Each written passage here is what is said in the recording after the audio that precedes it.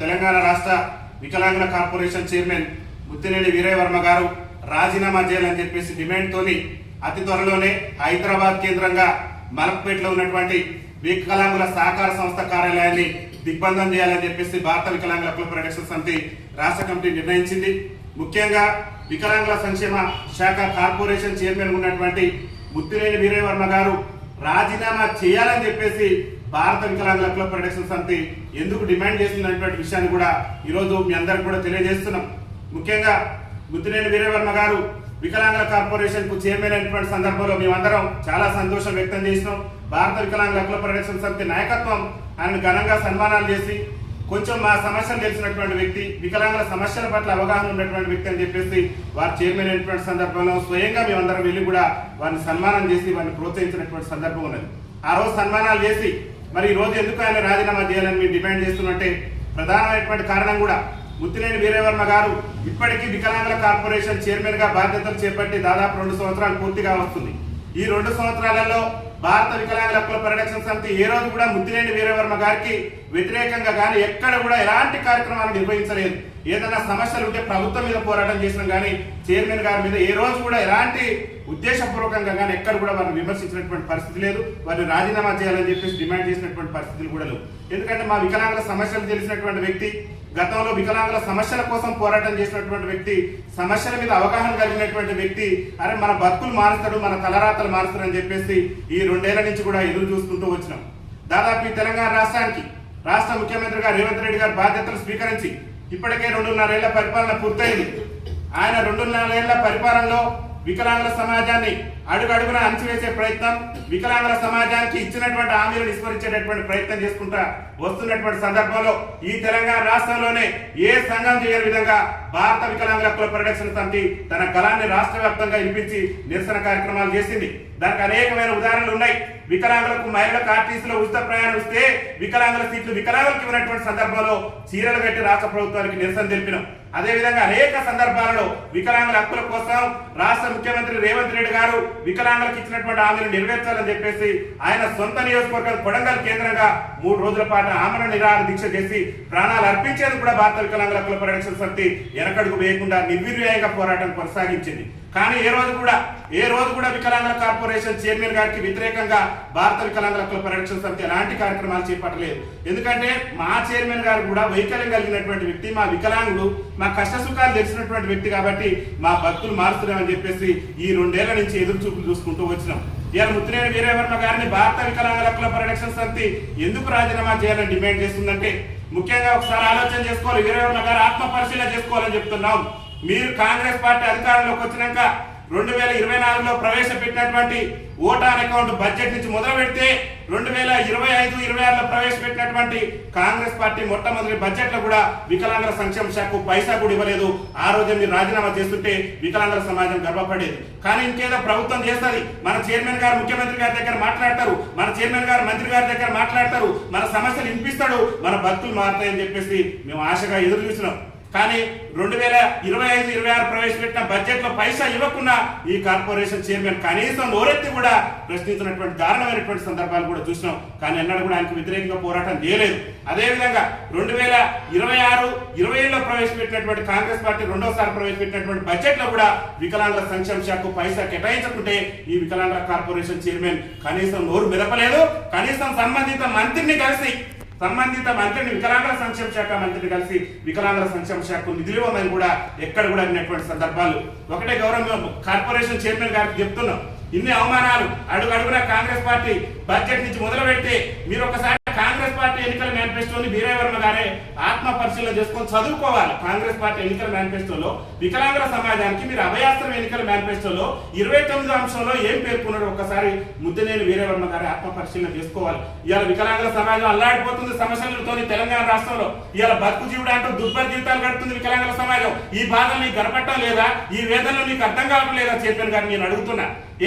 మీ Congress party చెప్పింది, మీ రేవంత్ రెడ్డి గారే PCC అధ్యక్షుని హోదాలో ఆ రోజు కాంగ్రెస్ పార్టీ ఎన్నికల మేనిఫెస్టోలో చెప్పారు. మా కాంగ్రెస్ పార్టీ ఎప్పుడైతే ఈ రాష్ట్రంలో అధికారంలోకి వస్తుందో మేము అధికారంలోకి వచ్చిన నెల నుంచి 6,000 రూపాయలు పింఛన్ ఇస్తానన్నారు. ఆ రోజే మీరు మరి అధికారంలోకి వచ్చి వాళ్ళ 2.5 ఏళ్ళైంది. ఎందుకు ఈ ముఖ్యమంత్రి నిలదీయలేకపోతున్నావు? ఎందుకు కాంగ్రెస్ పార్టీ ఏజెంట్ గా పనిచేస్తున్నావు తప్పితే ఈ వికలాంగుల బాధలు, ఈ వికలాంగుల సమస్యలు చేసినటువంటి వ్యక్తిగా పనిచేయడం లేదు. ఇది మంచి సాంప్రదాయం కాదు. అందుకని మిమ్మల్ని రాజీనామా చేయాలని చెప్పేసి మేము డిమాండ్ చేస్తున్నాం. అరే కాంగ్రెస్ పార్టీ ఏం చెప్పింది? వికలాంగుల సమాజానికి మా కాంగ్రెస్ పార్టీ అధికారంలోకి వస్తే మేము అందరికీ కూడా ఉచిత రవాణా సౌకర్యం కల్పిస్తామని చెప్పేసి మీ కాంగ్రెస్ పార్టీ ఎన్నికల మేనిఫెస్టోలో మీ ముఖ్యమంత్రి గారు పొందుపరిచారు. అరే ఒక పక్క మా మహిళా అమ్మలకు, మా మహిళా అక్కలకు, చెల్లెలకు ఇచ్చి మా సమాజాన్ని, మన వికలాంగుల సమాజాన్ని కించపరిచి మన వికలాంగుల సమాజానికి నేటి వరకు కూడా ఉచిత రవాణా సౌకర్యం ఇవ్వకుంటే నీ నోరు ఎందుకు మూగపోయిందని చెప్పేసి మన భారత వికలాంగుల హక్కుల పరిరక్షణ సమితి డిమాండ్ చేస్తుంది. నువ్వు రాజీనామా చేయాలి. ఎందుకు నువ్వు ప్రశ్నించలేకపోయినావు? అరే ఎన్టీ రామారావు ముఖ్యమంత్రి ఉన్నప్పటి నుంచి ఆప్యార్జీతో ప్రయాణం చేసిన వికలాంగుల సమాజానికి ఉచిత ప్రయాణం ఇవ్వటం ఈ రేవంత్ రెడ్డి గారికి చేత కావటం లేదు. ఇవాళ మహిళలకు ఇచ్చిండు, మేము దాన్ని స్వాగతిస్తున్నాం, మహిళా సోదరులకు ఇవ్వడానికి స్వాగతిస్తున్నాం. కానీ మేము ఏం తప్పు చేసినాం, ఏం అన్యాయం చేసినాం? ఉచిత ప్రయాణ సౌకర్యం కల్పిస్తానని చెప్పి మా ఓట్లను కొల్లగట్టి ఇలా ముఖ్యమంత్రి మీద పీఠం మీద కూర్చొని మా సమాజానికి ఎందుకు ఉచిత ప్రయాణ సౌకర్యం కల్పించట్లేదో మీరు రేవంత్ రెడ్డి గారిని అడగండి. మీరు రాజీనామా చేయండి. ఉచిత ప్రయాణ సౌకర్యం కల్పించినటువంటి తీర్పు నిరసనగా రాజీనామా చేస్తున్నానని చెప్పండి. ఇంకేం చెప్పారా మీరు? రాష్ట్రంలో వికలాంగుల బ్యాక్లాగ్ ఉద్యోగాలు భర్తీ చేస్తున్నాను. రేవంత్ రెడ్డి ముఖ్యమంత్రి అయిన తర్వాత రాష్ట్రంలో వికలాంగుల బ్యాక్లాగ్ ఉద్యోగాలు భర్తీ చేస్తున్నానని అన్నావు. ఇలా 2.5 ఏళ్ళైంది. ఒక్క వికలాంగుల బ్యాక్లాగ్ ఉద్యోగాల భర్తీకి సంబంధించి నువ్వు ఎక్కడైనా నోటిఫికేషన్ జారీ చేసినవా? ఏ జిల్లాలో వికలాంగుల బ్యాక్లాగ్ ఉద్యోగాల భర్తీకి నోటిఫికేషన్ ఇచ్చారా మీరు? ఈ 2.5 ఏళ్లలో రేవంత్ రెడ్డి ప్రభుత్వం వికలాంగుల బ్యాక్లాగ్ ఉద్యోగాలు భర్తీ చేయకుంటే నువ్వేం చేస్తున్నావు? ఒక అసమర్థులు లెక్క, ఒక కాంగ్రెస్ పార్టీ బానిస లెక్క వాళ్ళకి సేవ చేస్తున్నది తప్పితే జాతిని తాకట్టు పెట్టేటటువంటి ప్రయత్నం చేస్తున్నారు. ఇది మంచి సాంప్రదాయం కాదు. దయచేసి మేము ఒకటే విజ్ఞప్తి చేస్తున్నాం వీరయ్య వర్మ గారికి, రాష్ట్రంలో వికలాంగుల బ్యాక్లాగ్ ఉద్యోగాలను ఎప్పుడైతే అధికారులకు వస్తామో అప్పుడే నోటిఫికేషన్ విడుదల చేస్తానని చెప్పి 2.5 ఏళ్ల నుంచి రేవంత్ రెడ్డి ప్రభుత్వం నేటికి నోటిఫికేషన్ ఇవ్వకుండా ఇవాళ వికలాంగ విద్యార్థులు అల్లాడిపోతున్నారు. ఒక పక్క వైకల్యం ఉండి పెళ్లి కాని కారణం ఒక బాధ అయితే, వైకల్యాన్ని జయించి పాఠశాల మెట్లెక్కలేనటువంటి విద్యార్థులు ఇలా పీజీలు, పిహెచ్డీలు చేసి యూనివర్సిటీలో ఉద్యోగాలు లేక ఇలా ఉద్యోగాల వేట కోసం బజార్లలో తిరుగుతున్నటువంటి సందర్భం ఈ రాష్ట్రంలో దాపరించింది. నీ కంటికి ఏ గడపడంటే ఆ చైర్మన్ పదవి మీద కూర్చొని నువ్వు అహంకారంతో మా వికలాంగుల సమాజాన్ని మభ్యపెట్టేటటువంటి ప్రయత్నం చేస్తున్నావు. వికలాంగుల సంఘాల లీడర్లు అందరినీ కూడా మభ్యపెట్టి నీ మాయ మాటలతోని ఇన్ని రోజులు కాలం గడిపినావు. ఇక నీ మాటలకు కాలం చెల్లింది వీరయ్య వర్మ గారు. మీరంటే మాకు అమితమైన గౌరవం. ఒక వికలాంగుల సోదరునిగా మీ పట్ల ఎంతో అంకిత భావంతో భారత వికలాంగుల హక్కుల పరిరక్షణ సమితి ఇన్ని రోజులు ఎంతో ఓపికతోని, ఎంతో సహనంతో ఇన్ని రోజులు కూడా మీకు వ్యతిరేకంగా ఎక్కడ కూడా ఒక స్టేట్మెంట్ ఇవ్వలేదు. ఒకే ఒక్క కారణం, మన జాతి బిడ్డ, మన వికలాంగుల జాతి బిడ్డ చైర్మన్ పదవిలో ఉందని చెప్పేసి. మరి ఎందుకు నీకు ఎక్కడ చలనం కలగట్లేదు? ఇన్ని 2.5 ఏళ్ల నుంచి రేవంత్ రెడ్డి ప్రభుత్వం అంచివేసుకుంటూ వచ్చి బడ్జెట్ లో ప్రవేశపెట్టిన బడ్జెట్ లో నిధులు ఇవ్వలేదు. అరే తీసుకొచ్చినటువంటి మహిళలకు ఉచిత రవాణా ఇచ్చి వికలాంగులకు ఇవ్వలేదు, పెంచుతున్నటువంటి పెన్షన్ పెంచలేదు. మీ ముఖ్యమంత్రి గారు చెప్పాడు. అరే మా కాంగ్రెస్ పార్టీ ఎప్పుడైతే అధికారంలోకి వస్తుందో రాష్ట్రంలో గత ప్రభుత్వం ఏదైతే మహిళా శిశు సంక్షేమ శాఖలో కలిపినటువంటి వికలాంగుల సంక్షేమ శాఖను మేము మా ప్రభుత్వం వచ్చినాక ప్రత్యేక శాఖగా చేస్తున్నారు. వీరయ్య వర్మ గారిని ఒక్కటే నేను సూటిగా ప్రశ్న అడుగుతున్నా. మీరు దలుచుకుంటే, మీరు మీ మంత్రి అడ్డూరి లక్ష్మణ్ గారు దలుచుకుంటే 10 నిమిషాల్లో వికలాంగుల సంక్షేమ శాఖకు ప్రత్యేకమైనటువంటి అధికారులు నియమించవచ్చు, ప్రత్యేకమైనటువంటి శాఖ కొనసాగించవచ్చు. అరే గత ప్రభుత్వమే జీవో ఇస్తున్నది, అధికారులు నియమించడాన్ని రేవంత్ రెడ్డి ప్రభుత్వం ఎందుకు చేత కాకుండా వ్యవహరిస్తుంది? ఎందుకు మాకు వికలాంగుల సమాజం పట్ల వివక్ష ప్రదర్శిస్తుందో నిలదీయవలసిన బాధ్యత నీ మీద ఉన్నది. నువ్వు చైర్మన్ అని చెప్పి ఈ తెలంగాణ రాష్ట్రంలో ఉన్నటువంటి 30 లక్షల మంది వికలాంగులకు ప్రతినిధిని గొప్పలు చెప్పుకొని వికలాంగుల సమాజాన్ని మాయ మాటలతో మభ్యపెట్టి వికలాంగుల సంఘాల నాయకులు ఎవ్వరు పోయినా సరే నేను అది చేస్తున్నా, ఇది చేస్తున్నా, స్వర్ణ యుగం, అన్ని యుగాలు ఎక్కడున్నాయో నాకైతే తెలియదు. కానీ ఇలా ఆవేదన యుగమే మిగిలింది నీ పరిపాలనలో. నువ్వు చైర్మన్ గా వచ్చిన తర్వాత మొత్తం ఆవేదన యుగమే మిగిలింది. దానికి అనేకమైన ఉదాహరణలు చెప్తా. అరే డిసెంబర్ 3 అంతర్జాతీయ ప్రపంచ వికలాంగుల దినోత్సవం సందర్భంగా గత ప్రభుత్వం జిల్లాకు 70,000 ఇస్తే నీ రేవంత్ రెడ్డి ముఖ్యమంత్రి అయిన తర్వాత 50,000 కుదించిండు. అది నువ్వు చైర్మన్ అయినాక నువ్వు సాధించిన ఘనత వీరయ్య వర్మ గారు. నువ్వు చైర్మన్ అయిన తర్వాత మాకున్నటువంటి నిధులను కూడా తగ్గించి మాకు అన్యాయం చేసే ప్రయత్నం చేసింది. అరే ఉమ్మడి ఆంధ్రప్రదేశ్ ఉన్నప్పుడే పరిశ్రమల రంగంలో వికలాంగులకు రిజర్వేషన్ ఉండే నీ రేవంత్ రెడ్డి ఏదైతే ఎంఎస్ఎంఈ పాలసీ తీసుకొచ్చి అందులో వికలాంగుల రిజర్వేషన్ ఎత్తివేస్తే కూడా వికలాంగుల సమాజం పోరాడి ఇచ్చేసినటువంటి సందర్భాలు మన ముద్దినేని వీరయ్య వర్మ గారు. దయచేసి మీకు వ్యతిరేకం కాదు, మళ్ళీ చెప్తున్నాం, మీకు వ్యతిరేకం కాదు.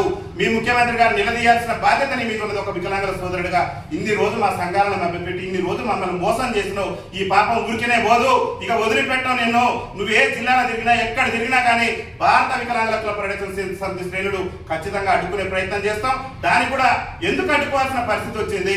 అరే మీరు చెప్పినటువంటి హామీలు ఒక్క హామీ నెరవేర్చరైతే, ఒక్కటంటే ఒక్క హామీ. మళ్ళీ నువ్వు నిన్న మొన్న వికలాంగుల సంఘాలతో వికలాంగుల ఐక్య సంఘాల సమావేశాన్ని గొప్పలు చెప్పే ప్రయత్నం చేస్తున్నావు. అరే ఆ సమావేశంలో ఏమన్నా ఈ ఎజెండా సమస్యలు తీసుకుపోయి మంత్రి గారికో ముఖ్యమంత్రి గారికో రిప్రజెంటేషన్ ఇస్తామని నేను భావిస్తే మా బీవీఎస్పీఎస్ అదే భావించింది. కానీ మీరు అట్లా కూడా చేయలే. ఏదో రాజకీయ రిజర్వేషన్ కోసం అన్ని సంఘాలు కొట్లాడాలని అన్నావు. రాజకీయ రిజర్వేషన్ కోసం అన్ని సంఘాలు కొట్లాడితే నువ్వు కూడా మాతో పాటు కలిసి రావాల్సిందే. దానికి ఎలాంటి ప్రాణత్యాగానికి కూడా బీబీహెచ్పీ సిద్ధంగా ఉంది. మా ప్రాణాలు పోయినా సరే జాతి కోసం పోరాటానికి మేము సిద్ధంగా ఉన్నాం. నువ్వు సిద్ధంగా ఉన్నావా అని అడుగుతున్నా నేను వీరయ్య వర్మ గారిని. అరే మీ కాంగ్రెస్ పార్టీ ఏఐసీసీ ఎన్నికల మేనిఫెస్టోలో స్థానిక సంస్థల ఎన్నికల్లో వికలాంగులకు మేము రిజర్వేషన్ కల్పిస్తామని చెప్పినటువంటి రాష్ట్ర ముఖ్యమంత్రి రేవంత్ రెడ్డి గారు వికలాంగులకు రిజర్వేషన్ ఇవ్వకుండానే స్థానిక సంస్థల ఎన్నికలు నిర్వహిస్తే నువ్వు ఎక్కడ నిద్రపోయారో, ఎక్కడ నీ మొద్దు నిద్ర ఎక్కడ పోయినా అని అడుగుతుంది ఇలా భారత వికలాంగుల హక్కుల పరిరక్షణ సమితి. ఎందుకంటే మా కడుపు వేదన, ఈ రాష్ట్రంలో ఉన్నటువంటి వికలాంగుల దుర్భర జీవితాలు చూస్తుంటే మాకు చెల్లించిపోతుంది మా హృదయం. మరి నీకు మాత్రం ఏ మాత్రం శరణం లేదు. ఏసీ రూముల్లో వికలాంగుల కార్పొరేషన్ చైర్మన్ పదవితోనే మంచిగా హై క్లాస్ గా ఫ్యాషనర్ కార్లలో తిరగడమే నీకు సంతోషం ఉంది. అంటే మా జాతి బిడ్డల సమస్యలు నీకు పట్టకపోవటం, నువ్వు మా జాతి బిడ్డలని చెప్పుకోవడానికి మాకు చాలా బాధ అనిపిస్తుంది, చాలా వేదంతో చెప్తున్నాం. నువ్వు తక్షణమే నీ కార్పొరేషన్ చైర్మన్ పదవికి రాజీనామా చేసి వికలాంగుల జాతి బిడ్డగా నువ్వు గొప్ప ఘనకార్యాలు సాధించిన వైపు. అంతేగాని ఇంకా కాంగ్రెస్ పార్టీలో కొనసాగి ఇంకా రేవంత్ రెడ్డి మోసాలను, ఇంకా రేవంత్ రెడ్డి చేస్తున్నటువంటి అన్యాయాలను చూస్తూ ఊరుకుంటే అది మంచి సాంప్రదాయం కూడా కాదు. వికలాంగుల సమాజానికి ద్రోహం చేసినటువంటి వ్యక్తి అవుతారు మీరు. ముఖ్యంగా నేను వీరయ్య వర్మ గారిని అడుగుతున్నా, నువ్వు వచ్చినాక చెప్పినావు ఏంటంటే తెలంగాణ రాష్ట్రంలో దేశంలో ఎక్కలేని విధంగా 40% ఉన్న వికలాంగులకు కూడా మేము మోటార్ వెహికల్ వాహనాలు ఇస్తానని అన్నాం. ఎక్కడన్నా ఇచ్చిన సందర్భం ఉందా వీరయ్య వర్మ గారు ఎక్కడన్నా 40% వెహికల్లో ఉన్న వికలాంగులకు మోటరైజ్డ్ వాహనాలు ఇచ్చినటువంటి సందర్భం ఉన్నదా? అరే ఉద్యమంలో 97 క్రిమినల్ కేసులు ఉండి ఉద్యమంలో జైళ్ల పాలై హక్కుల కోసం, వికలాంగుల హక్కుల కోసం మేము పోరాటాలు చేస్తే మాలాంటి ఉద్యమ నాయకుల్ని గుర్తించలేనటువంటి నీ కార్పొరేషన్ చైర్మన్ పదవి నీకు ఎందుకు? అసలు నీకు ఆ చైర్మన్ పదవి ఎందుకు? ఆ పదవిని అడ్డం పెట్టుకొని ఇలా ఇంతమంది వికలాంగులకు అన్యాయం చేస్తున్న రేవంత్ రెడ్డి ప్రభుత్వానికి నువ్వు ఒత్తాసు పలకడం అనేది మంచి సాంప్రదాయం కాదు. నువ్వు రాజీనామా చేయాలని చెప్పేసి మేము డిమాండ్ చేస్తున్నాం.